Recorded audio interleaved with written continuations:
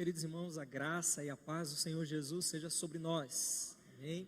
A você que está nos acompanhando através das redes sociais, uma alegria poder estar aqui mais uma vez nesta casa, celeiro de profetas, de dezenas de pastores e missionários, dos quais eu me alegro pelo privilégio de ser também um deles.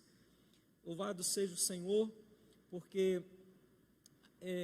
como bem falou o pastor, nós estamos ali pastoreando em Bom Conselho e temos aprendido a amar aqueles irmãos, aquela igreja naquele lugar, aprendendo também a cuidar daqueles irmãos em Cristo Jesus e juntamente com a minha família.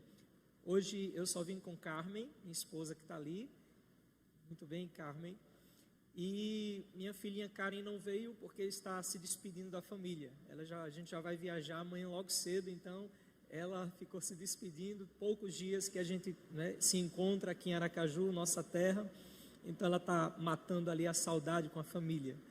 Mas nós louvamos a Deus, irmãos, por estarmos aqui nessa noite. Agradeço mais uma vez ao pastor Emanuel também, que tem nos concedido a essa oportunidade, bem como ao pastor Lucas, ao conselho desta igreja, o conselho querido, ao qual tenho grande estima, e a Sheila também que está ali, bom revê-la, o carinho que nós temos pelos nossos irmãos.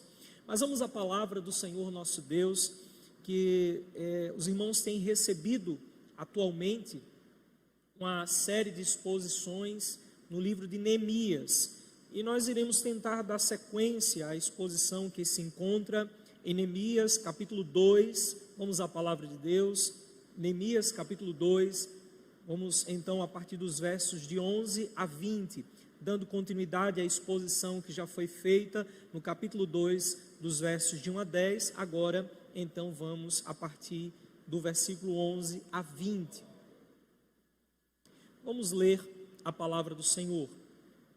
Nos diz assim: cheguei a Jerusalém, onde estive 3 dias.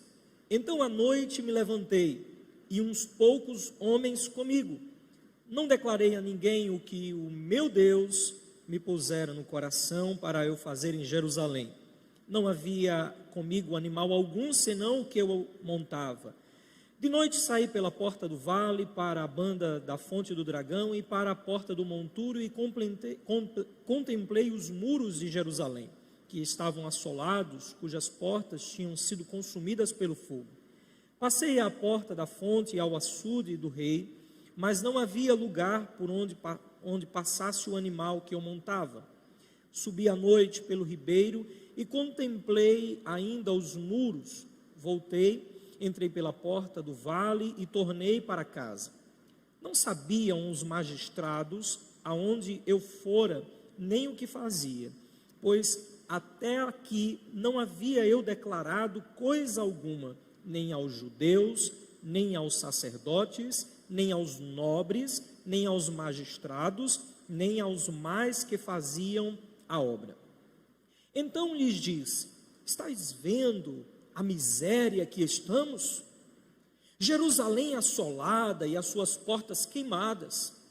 Vinde, pois, reedifiquemos os muros de Jerusalém, e deixemos de ser opróbrio. E lhes declarei como a boa mão do Senhor, do meu Deus, estivera comigo, e também as palavras que o rei me falara. Então disseram: disponhamo-nos e edifiquemo-nos, e fortaleceram as mãos para a obra. Porém, Sambalá, o Horonita, e Tobias, o servo amonita, e Gesem, o arábio, quando o souberam, zombaram de nós e nos desprezaram e disseram: que é isso que fazeis? Quereis rebelar-vos contra o rei? Então lhes respondi, leiamos juntos: o Deus dos exércitos é quem nos dará bom êxito. Nós, seus servos, nos disporemos e reedificaremos. Vós, todavia, não tendes parte, nem direito, nem memorial em Jerusalém. Amém. Vamos orar ao Senhor. Louvado e exaltado seja o teu santo nome, Deus Pai Todo-Poderoso, pelo seu Filho Jesus e pela revelação do Espírito Santo, dada aos teus filhos pela tua palavra. Rogamos poder do Espírito Santo, iluminação, para que possamos compreender a tua vontade para nós, que o teu nome, ó Deus, seja exaltado e a tua igreja possa ser edificada. Nós assim oramos, pedindo em nome de Jesus. Amém. Quando viajamos, é muito comum nós encontrarmos nos para-brisas de caminhão, de carros, encontrarmos a seguinte frase: eu dirijo, mas quem guia é Deus. Certamente você já viu essa frase, não é, em algum carro, algum adesivo. E, irmãos, a Bíblia nos diz em Efésios, capítulo 2, versos de 1 a 3, que quem não é filho de Deus é guiado pelo curso deste mundo, é guiado pelos falsos ídolos, ou pelos pecados do próprio coração, ou até mesmo por uma falsa fé, que não passa de um sentimento carismático muito bonito e até respeitoso, porém, a Bíblia nos diz em Efésios que mesmo assim são chamados de filhos da ira. Por outro lado, se estes são aqueles que não são filhos de Deus e são guiados por todas as coisas, menos por Deus, aqueles que são filhos de Deus são guiados por Deus por toda a vida. A questão é: quem são os filhos de Deus? Esta é uma pergunta que devemos responder e a Bíblia nos responde. Quem são os filhos de Deus? E a Bíblia nos dá essa direção. São todos aqueles que são conduzidos ou passaram a ser conduzidos, guiados pelas veredas da justiça, pelo Supremo Pastor, conforme o Salmo 23. Ainda como diz o Salmo 48, verso 14, quem é este Deus? O nosso Deus para todo sempre. Ele será o nosso guia até a morte. Estes são todos aqueles que receberam uma nova vida pelo Espírito Santo.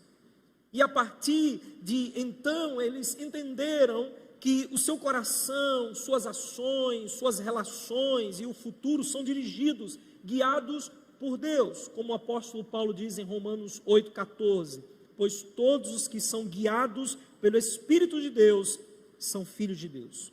Portanto, quem é filho de Deus é guiado por Deus em tudo o que faz. E é sobre isso que esse texto vai nos mostrar. O livro de Neemias foi escrito provavelmente no século V a.C. e tem o seu autor desconhecido, mas a maioria dos intérpretes acreditam ser da autoria de Esdras este livro. Neemias significa Deus conforta, e nos manuscritos originais hebraicos, o livro de Esdras e Neemias não se separam, eles se encontram num único rolo, não está separado como na nossa Bíblia. E eles narram um período da história da saída dos judeus do cativeiro babilônico. E neste momento, neste período, a Pérsia estava dominando todo aquele território. É claro que muitos judeus permaneceram lá no exílio e outros apenas poucos, e esta lista dos que voltaram está lá no livro de Esdras. Voltaram para Jerusalém. E este grupo dos judeus que voltaram juntamente com Esdras para Jerusalém, começaram então a reedificar os muros, ou melhor, começaram a reedificar o templo. E isso aconteceu 13 anos antes mesmo da chegada de Neemias a Jerusalém.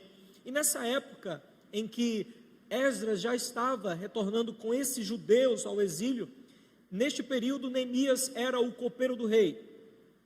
E ele estava servindo diretamente no palácio ao rei Artaxerxes, na cidade de Susa. E lá servindo ao rei, ele toma conhecimento de que Jerusalém continuava com os seus muros destruídos. E uma cidade, irmãos, com os muros destruídos, era um sinal não apenas de vergonha, mas era uma cidade que seria facilmente invadida, ou melhor, era uma cidade facilmente vulnerável a qualquer inimigo que desejasse invadi-la. Então, uma cidade com os muros derribados como estava Jerusalém, não apenas servia para dizer a todos: esta cidade foi dominada, destruída, como uma nação envergonhada, que não tem ninguém que faça com que ela possa se reerguer. Isso servia de vergonha. Imagine a falta de paz, um lugar, uma casa sem muros, ou imagine você dormir e esquecer a porta da sua casa aberta. Você não sentiria paz, tranquilidade de fazer isso. É como Jerusalém está à mercê de todos que quisessem invadir. E diante dessa informação recebida no capítulo 1, nos deparamos com o lamento de Neemias, a sua oração e o jejum por causa do sofrimento de Jerusalém, nessa falta de paz, falta de segurança e a vergonha que a cidade sofria. E é por essa razão que começa então o capítulo 2, onde então Neemias expõe a sua tristeza perante o rei Artaxerxes. Então, de uma maneira soberana, nós vemos como Deus usa o próprio rei, o governo, para poder perguntar a Neemias o que é que Neemias queria, qual a razão da sua tristeza. E como Lutero disse, Neemias era como um homem de orações curtas, mas intensas. E numa oração instantânea, digamos assim, Neemias ora naquele mesmo momento. E é naquele mesmo momento que também Deus responde graciosamente. Neemias é ouvido do rei, é designado pelo rei como um governador civil para representar o rei da Pérsia em Jerusalém.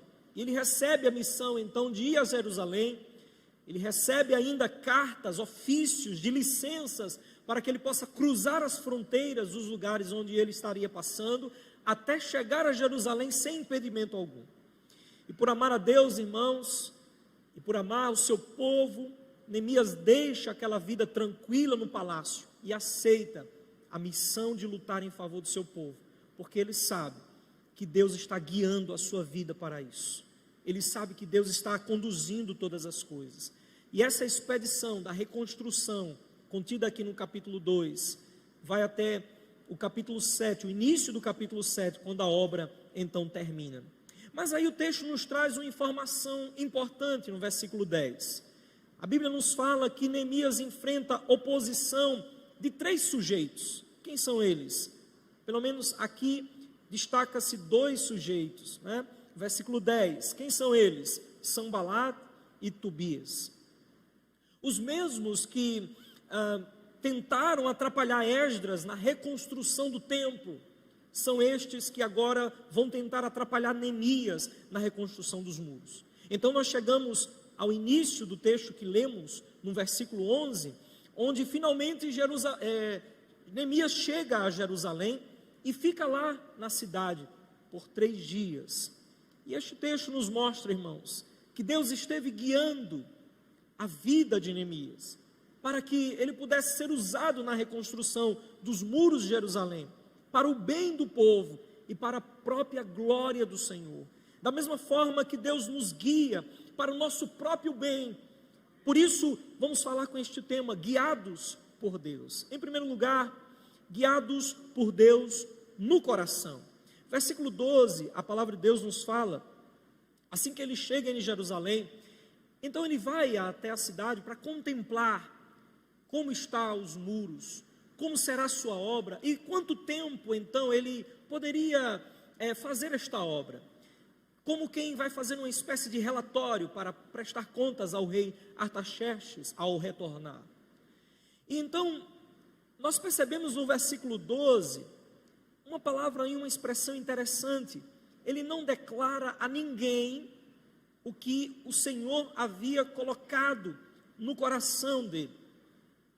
Veja que o verbo aqui está no passado, o Senhor havia colocado, está um particípio. O Senhor havia colocado no coração dele. Já era algo que Deus já havia conduzido isso ao seu coração. Isso nos mostra que todos aqueles que são filhos de Deus, são guiados por Deus, pela sua palavra no coração. A palavra de Deus deve estar em nosso coração. Uma expressão como essa aqui no versículo 12 só vai aparecer no capítulo 7, verso 5 deste mesmo livro, se você observar. Olha o que diz lá no capítulo 7, verso 5. Então meu Deus me pôs no coração que ajuntasse os nobres. Diferentemente do versículo 12 do capítulo 2, nós não sabemos ainda o que é aquilo que Deus tinha colocado em seu coração. Mas aqui no capítulo 7, verso 5, o texto em si mesmo já diz o que é que Deus colocou no coração dele. É que ajuntasse os nobres, os magistrados, o povo para registrar as genealogias. Mas voltando lá para o capítulo 2, verso 12, nós não sabemos se nós não lermos a narrativa. Então é necessário nós lermos a narrativa e nós já sabemos o desfecho do que foi que Deus colocou no coração de Neemias. Mas é necessário nós entendermos porque esta expressão é impressionante. O texto do versículo 13 até o verso 17 nos fala o que foi que Deus colocou no coração de Neemias. Veja que o texto prossegue, versículo 13, Neemias saiu de noite, apenas com alguns homens, não compartilhou com ninguém aquilo que estava no seu coração.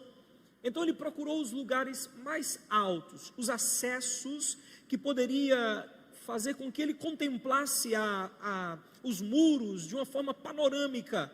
Então ele sobe e contempla e ele vai observando lugares que poderia dar a ele ou favorecer a ele uma melhor visão dos muros da cidade, para que ele pudesse ter uma noção de quanto tempo, de quanto de material, de quanto recurso seria necessário para começar a reedificação dos muros.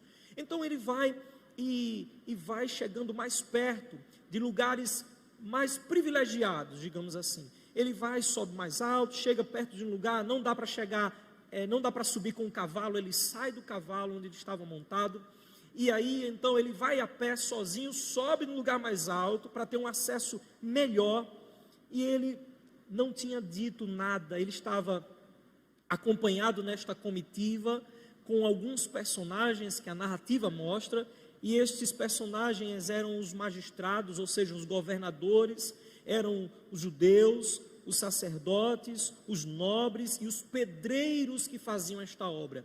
Todos estes faziam parte da comitiva dessa expedição até Jerusalém. E ele não contou nada a ninguém, apenas ficou em silêncio, saiu e foi contemplar como estavam os muros da cidade.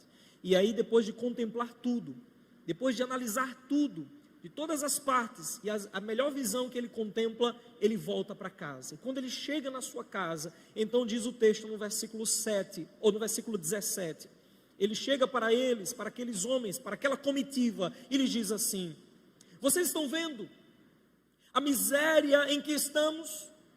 Vocês estão percebendo Jerusalém assolada e as suas portas queimadas? Vocês estão percebendo tudo isso? Vinde, pois, reedifiquemos os muros de Jerusalém, e deixamos de ser opróbrio, ou seja, deixemos de ser motivo de vergonha, de um lugar de terror, de um lugar sem paz, sem segurança, sem estabilidade. Perceba, irmãos, o quanto Deus estava guiando o coração de Neemias. Assim são os filhos de Deus, guiados por Deus no seu coração. O que Neemias estava fazendo era aquilo que Deus já havia colocado. Ele mesmo diz: foi Deus que colocou no meu coração. Eu estou fazendo apenas aquilo que Deus colocou em meu coração. Neemias estava motivando aqueles homens para que eles pudessem fazer aquilo que Deus pediu. Essas foram as palavras de Deus no coração de Neemias. Da mesma forma, não há melhor motivação na nossa vida, ou uma verdadeira motivação que não advenha da palavra de Deus. Não há melhor motivação, não há melhor ajuda que nós possamos receber do que aqui está na palavra de Deus. Neemias reconhece o quanto Deus havia colocado as suas palavras no seu coração. E são por essas palavras que o seu coração é guiado. Aliás, irmãos, guardar no coração algo importante era uma prática dos sábios. Provérbios 14, 33 diz que no coração do prudente repousa a sabedoria. No coração repousa a sabedoria. Mas o que há no interior dos insensatos vem à tona. Neemias entendeu guardar a palavra de Deus. Saber guardar segredo para o momento ideal, para o momento certo. Essa foi a atitude de Neemias, saber a hora certa de falar. Salmo 37, 30, 31, a boca do justo profere a sabedoria, e a sua língua fala o que é justo. No coração tem ele a lei do seu Deus, os seus passos não vacilarão. O homem guiado pela palavra de Deus no coração, seus passos não vacilarão. Salmo 119, 11, todos conhecemos. Guardo no coração as tuas palavras, para não pecar contra ti. E por que tanto obedecemos ao pecado? Porque não guardamos a palavra. E por que não guardamos a palavra? Porque não lemos a palavra. Você vai guardar o que você não tem? Como é que vamos guardar o que não temos? O que não lemos? O que não meditamos? Estamos mais conectados. Gastamos mais tempo com o celular na mão do que com a Bíblia. Há aplicativos que marcam o tempo que gastamos com eles.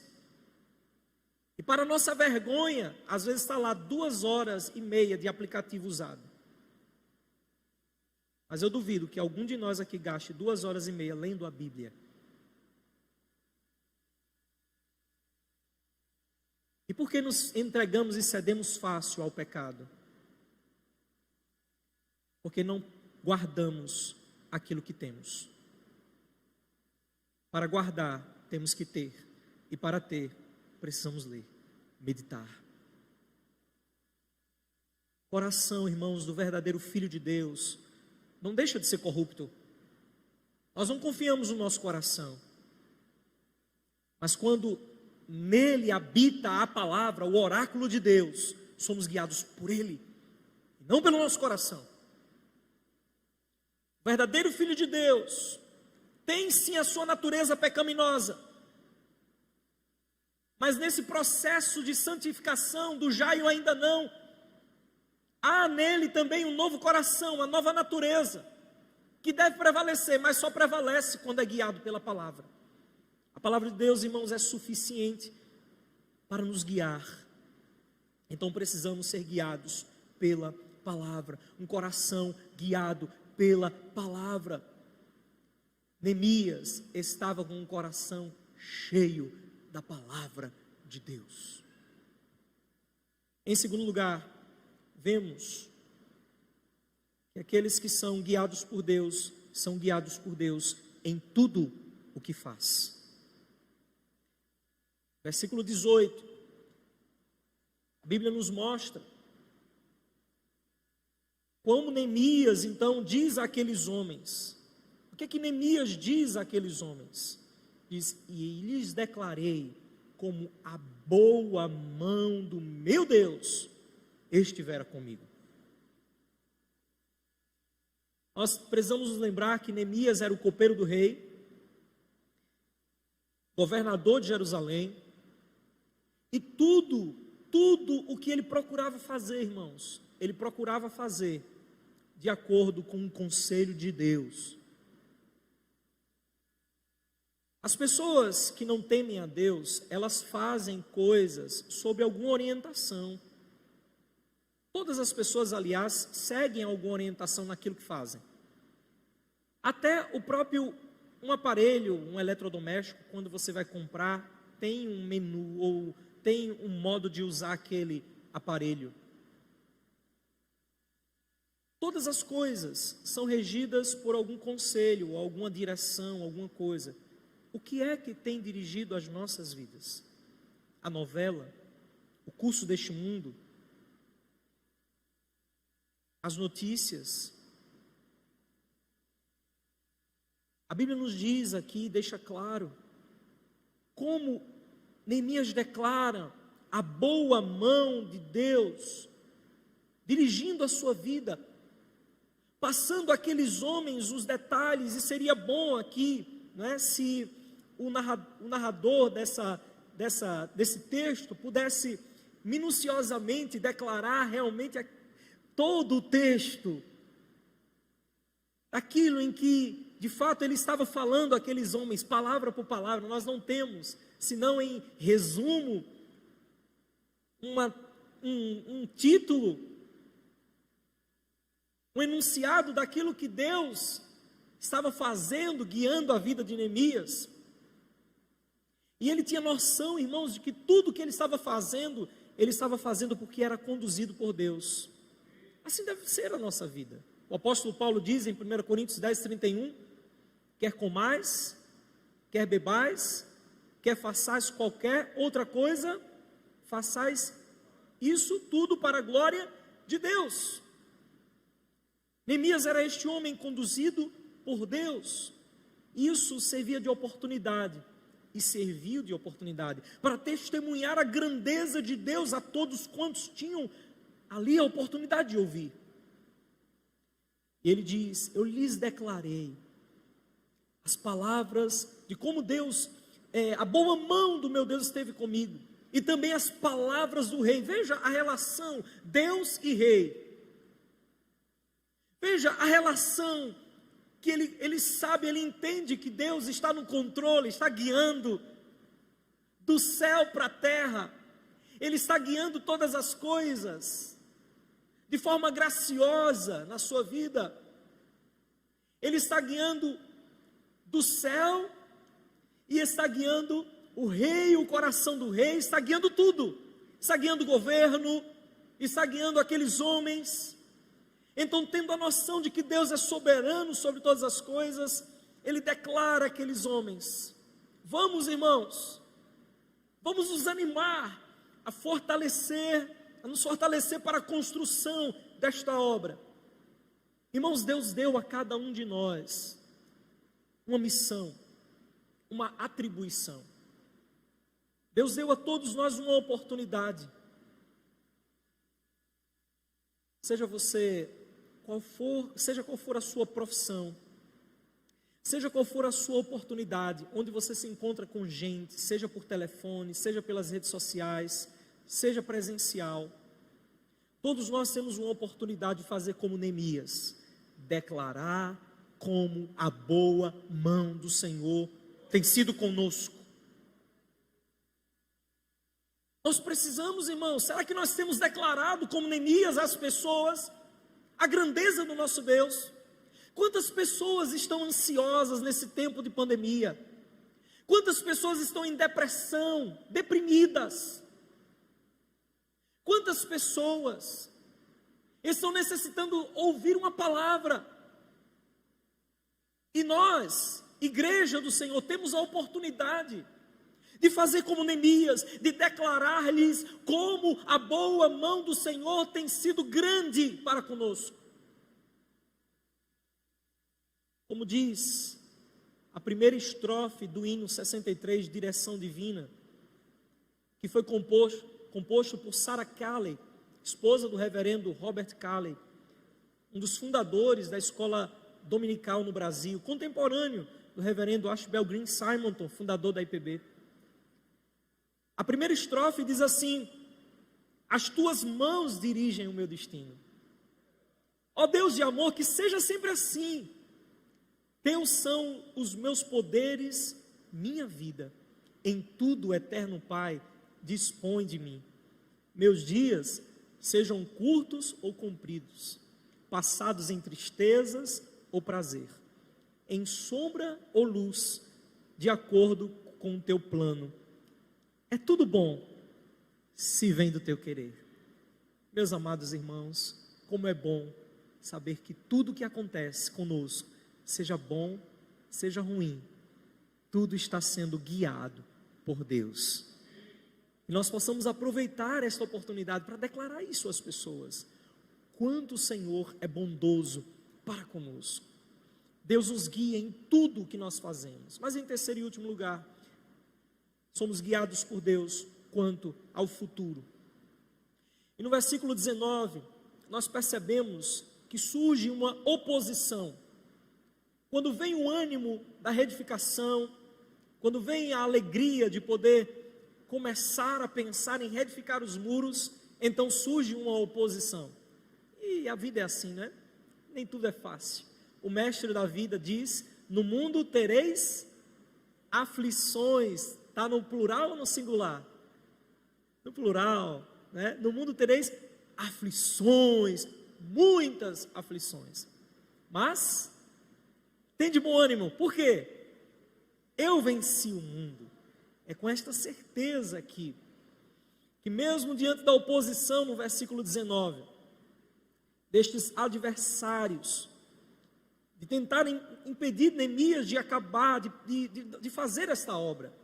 Veja que a resposta, no versículo 20, a resposta de Neemias é aquela resposta da fé. É aquela resposta que não fala de si mesmo, com soberba ou para se exaltar. Não fala como quem o potencial, a capacidade vem dele mesmo, mas fala como quem confia e exalta aquele que está sentado no verdadeiro trono de glória e majestade. E essa resposta que depois da oposição, do desprezo de Sambalá, de Tobias e de Gesem o arábio, de zombarem deles, dizendo que eles queriam então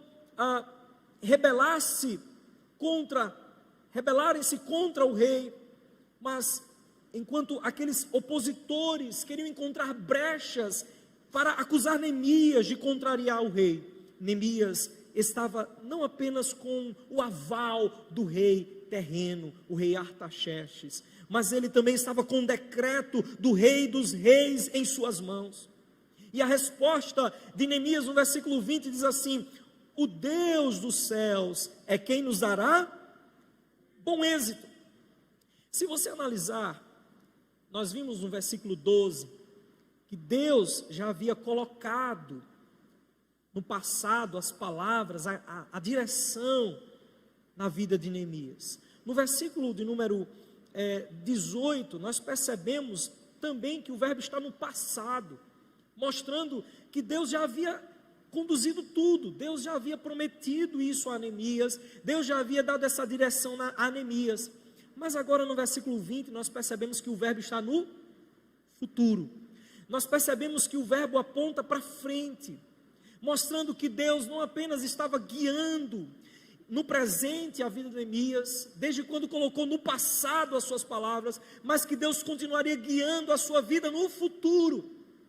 E esta certeza, esta garantia que Neemias tem, essa convicção que ele tem, porque aqueles que são filhos de Deus têm a certeza da providência de Deus quanto ao futuro. Meu amado irmão, lembre-se da oração de Jesus Cristo, não se preocupe com o amanhã. Jesus nos pediu para orar pelo pão de hoje. O pão de cada dia nos dai hoje. Ele não disse: olha, o pão de cada dia, Senhor, dá-nos o pão de hoje, de amanhã, de sexta-feira, até sábado, Senhor, que eu tenha também. Não! Ele pediu para nós confiarmos nele hoje, porque o amanhã pertence a Ele. Então não fique ansioso, confie na boa mão do Senhor, como disse Neemias. Esta confiança, esta certeza, não é aquela certeza da teologia da prosperidade, que erroneamente ensina as pessoas barganharem com Deus para extrair coisas de Deus, para poder emancipar-se economicamente, politicamente, financeiramente. Não é este futuro aqui, porque todas essas coisas são perecíveis. Mas o futuro onde saberemos que nós teremos verdadeiro êxito, aonde a coroa da vida não irá enferrujar. Essa certeza, este futuro, por isso a resposta é clara. o Senhor nos dará bom êxito. E nós, seus servos, nos disporemos a fazer aquilo que o Senhor já nos orientou.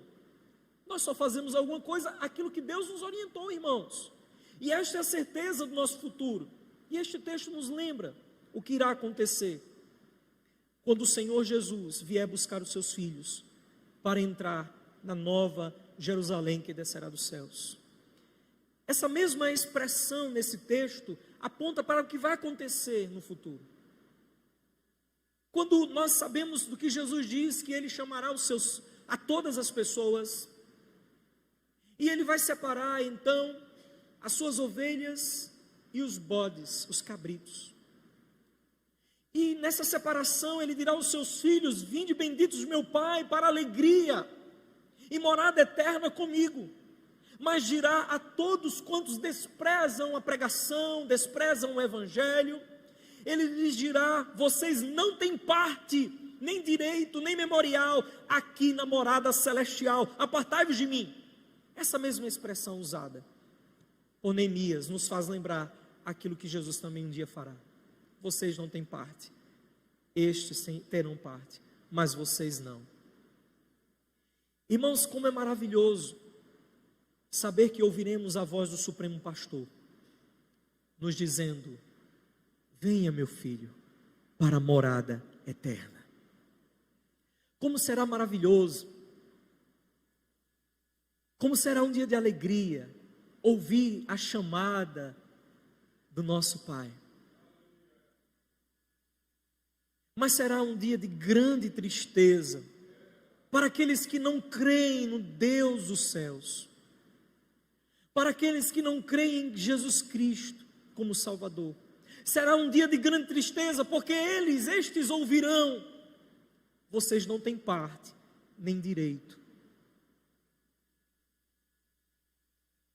Nós cremos que todas as coisas que acontecem em nossa vida, acontecem pelo guiar soberano de Deus para conosco. Tudo que você está passando, tudo que nós estamos vivendo, esse tempo difícil, não pegou Deus de surpresa. Deus continua no trono, sendo Deus soberano. Nós sabemos, amados irmãos, que todas as coisas que estão acontecendo, a segunda-feira, amanhã, se o sol nascer, se Deus permitir, o início da semana que começa hoje, a retomada das atividades no seu trabalho, tudo que irá acontecer está pré-ordenado, guiado pelo soberano Senhor. E isso é graça de Deus. Quem é que guia a nossa vida? Deus guia a vida de todos os seus filhos. Somente os filhos de Deus são guiados por Deus, como diz a Escritura. Como disse Paulo em Atos dos Apóstolos, em Deus nos movemos e somente por Ele respiramos e existimos. E você? Você tem sido guiado por Deus? O que você faz?